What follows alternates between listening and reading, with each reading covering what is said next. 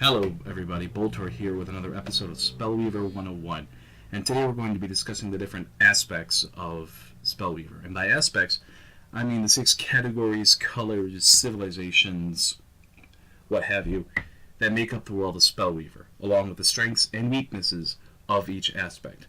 Now in Spellweaver, each aspect have their own flavor, their own traits that make them unique, things that only that aspect brings to the game.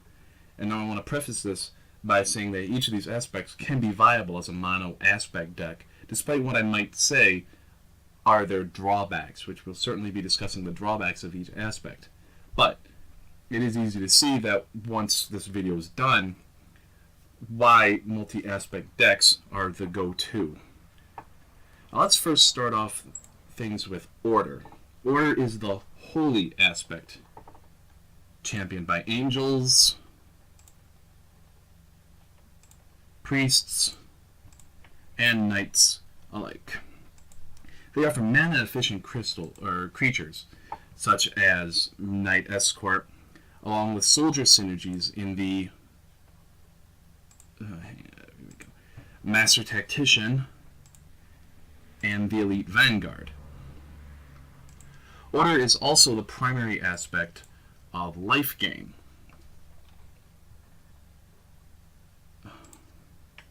having numerous life-bound creatures, such as the Sunblessed Priest, who has life-bound in general, and Antriel, Patron of the Sunblessed, who gives life-bound to all creatures you control.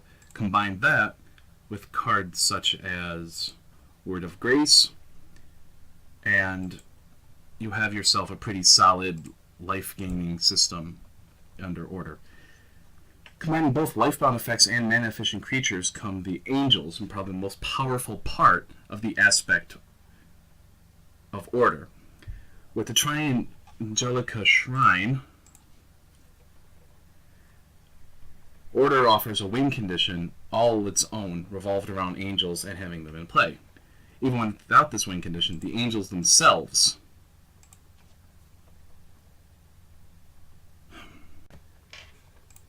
For instance, Guardian of the Faithful is power to wipe all the board or wipe out all your opponent's attackers, or, as we've discussed before, Antriel, Patron of the Sunblessed, power to give all creatures lifebound and let you gain much needed life to keep you in the game. If Order has one drawback, it's that it's very specific removal. Now, what removal Order does have sure is strong. For instance, Pacify is one of the best ways of dealing with a problem creature that's trying to kill you by attacking. The only problem is the creature has to attack, so it's unable to deal with certain cards like Force Wielder and Foundry Engineer, cards that are doing their damage from the back row that aren't actually going to be attacking you. Now, Order also has Ray of Righteousness, which is a very powerful removal spell, but comes with the drawback of not affecting other Order creatures. So in a mirror match, it automatically becomes a dead card, and dead cards are never good. Next on the list, we come to Nature, the Nature aspect. And just like something straight out of Tolkien, Nature's power lies primarily in elves, fast creatures, and the ability to bounce creatures. By bounce, I mean returning them to their owner's hand. Okay, so maybe bounce isn't straight out of Tolkien, but the rest is. Nature relies on being too quick for their opponent to deal with, having very high average creature speed to compensate for the creature's lower than average attack and health. If elves get rolling, they can be damn near impossible to stop. Now, if Nature has any significant drawback, it's the lack of large creatures or permanent pump-up in the aspect. The largest creature in Nature is a 4/4, as opposed to Rage with a 5/4 or Order Corruption that both get multiple 6/6s to play with.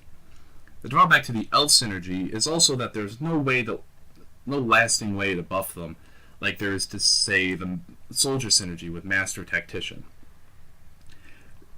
And while Elves have the ability to kind of overwhelm your opponent early, if your opponent finds a way to manage to trade with them, it can be very hard for Elves to fight their way back in. The next aspect on our list is Rage, the fastest aspect in the game. Now by fastest, I don't mean creature speed. I mean the ability to kill your opponent quickly. Rage is an extremely aggressive aspect, hence the name Rage. Rage can truly Hulk smash your opponent and leave them pondering what just happened like Loki lying in a crater on the floor. Rage also comes complete with burn spells, or in other words, direct damage that can be dealt to creatures or players, giving it yet another win condition that is exclusive to Rage, bypassing the creatures entirely and dealing damage to your opponent directly. Rage is also the exclusive home of the Shaman synergy, having what is probably the most diverse synergy in the game, bringing with it direct burn, momentum carrying effects, and I had it right the first time, as well as card draw. Rage is truly a force to be reckoned with in the early game, but is not without its drawbacks. As I mentioned before, Rage is a very fast aspect. It is definitely designed around going straight to your opponent's face and damning the consequences. Because of this, Rage becomes a bit of a one-trick pony. While it is true some parts of Rage can be added to other aspects standing alone, Rage is rush-focused, and if your opponent manages to stabilize and Rage runs out of steam, it can be damn near impossible to come back from that. Next, we move on to what is, in my opinion, the strongest aspect in the game, Wisdom. Wisdom is a much slower aspect than Rage, and prefers to set up its board with a strong board presence before winning. Wisdom also comes complete with mana-fixing cards, such as Obelisk of Unity and New Horizons. This allows certain decks to play with a majority of Wisdom Shrines as their mana base, and relying on Obelisk to alter their levels as needed. Wisdom is also the aspect with more card draw than any others, allowing it to always have the answers to anything that they could encounter. Makes sense, huh? The guy with the wisdom is the one with all the answers? Huh? Yeah? Yeah, I know, that was a bad pun. Now, even though I think wisdom is the strongest aspect in the game, it does have its drawbacks. Wisdom can be very combo heavy, and if they don't draw or simply lose their combo pieces, it can be very hard for them to win. Wisdom is also lacking in beefy creatures. Its biggest being the Spectral Arite, which... Oops, hang on. Wisdom is also lacking in beefy creatures, despite the fact it does have arguably the best creature in the game in Lamp of Zephyr. But we'll see if it survives to open beta, the same way it is right now. Wisdom is also vulnerable to discard mechanics, which we'll discuss soon. Speaking of discard, we move now onto the discard aspect, Corruption. Corruption is the unholiest of aspects, but a deal with the devil comes with its perks. Demons and zombies are the synergies that come with Corruption, and along with these powerful, unholy beasts come with the best removal in the game, spanning from Plague Rat to... Oops, there he goes. Noxious Fumes to later game removal such as Infernal Tribute. Powerful enter the battlefield effects pair up perfectly with the aspect's other claim to fame, Recursion. Now, what's Recursion? By Recursion, I mean creatures that come back either on their own, in another form, or being brought back from the graveyard through card effects such as Infected Survivor and Reanimate. Now, as we all know, every deal with the devil comes with a price, and the price of Corruption is that it can be rather slow to get rolling. Many of the best cards require 2 to 3 levels to play, and as such, the aspect makes the aspect that much slower than the other aspects. That delay in building power can be well worth it, but Corruption can get outpaced and eventually overrun by Nature and Rage. But hey, no one ever said zombies were fast, right? That's why they're called walkers. Yeah, I know, I'll stop. Which brings us to the last aspect, which is Dominion. The aspect that does a little bit of everything while still doing some things of their own.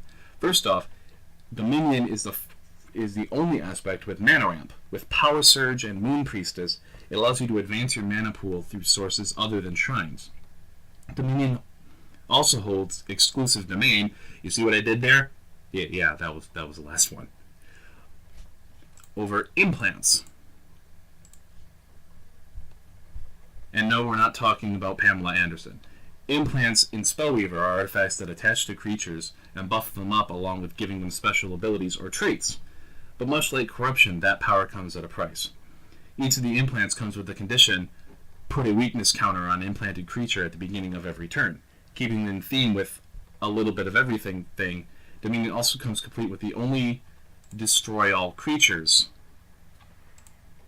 card ability in the game, along with a dash of lifebound effects, and even some targeted removal in, or targeted discard, in Mind Extortion. Now, the drawback for Dominion is that while it can do just about everything, it doesn't do it as well as other aspects can. As such, Dominion becomes more of a support aspect that's combined with other aspects to build more powerful decks. And while that might not be the biggest drawback, it's certainly noticeable with Dominion, I feel. Alone, it is not as fast as Rage, not set for as early removal as Corruption. It's not quite as mana efficient as Order. It lacks the swarm power of Raid or Nature, and the card draw of Wisdom. Once again, that's not a bad thing. Simply the biggest drawback of Dominion, in my opinion. That rhymed. Well, that's going to do it for this episode, ladies and gentlemen. If you enjoyed this video, please thumbs up, share it. If you haven't already, hit that subscribe button below. And as always, may the cards rise to meet you and bring good RNG to your enemies' enemies.